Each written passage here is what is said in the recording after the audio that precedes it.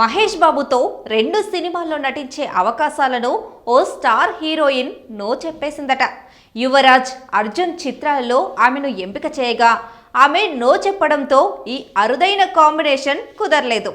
Super star Mahesh Babu అనేక మంది star హీరోయిన్లతో కలిసి నటించినప్పటికీ ఒక స్టార్ హీరోయిన్ మాత్రం ఆయనతో నటించేందుకు నో చెప్పేసింది.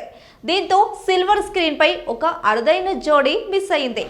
మహేష్ బాబుకు 2 సార్లు నో చెప్పిన ఆ నటి ఎవరో కాదు, దివంగత నటి సౌందర్య. మహానటి సావిత్రి లాంటి నటనతో ఒకప్పుడు ఫ్యాన్స్ ను అలరించిన సౌందర్య గ్లామర్ అంటే ఎక్స్పోజింగ్ కాదని, అందంగా ఉంటే సరిపోతుందని చెప్పి తనకంటూ మంచి ఫ్యాన్ బేస్ పెంచుకుంది ఈమె. మహేష్ బాబు హీరోగా రూపొందిన యువరాజ్ సినిమా కోసం మొదట సౌందర్యను హీరోయిన్ గా ఎంపిక చేశారట.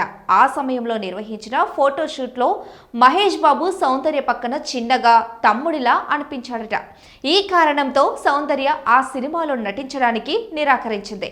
ఆ తర్వాత సిమ్రన్ ఆ పాత్రలో నటించింది. ఇలాంటి అనుభవమే మరోసారి ఎదురైంది. గుణశేఖర్ దర్శకత్వంలో వచ్చిన అర్జున్ సినిమాకు కూడా ఇదే జరిగింది. ఈ చిత్రంలో మహేష్ బాబు జోడీగా శ్రియా నటించగా ఆయనకు అక్క పాత్రలో కీర్తిరెడ్డి కనిపించారు. అయితే ఈ అక్క పాత్ర కోసం ముందుగా సౌందర్యను సంప్రదించారట.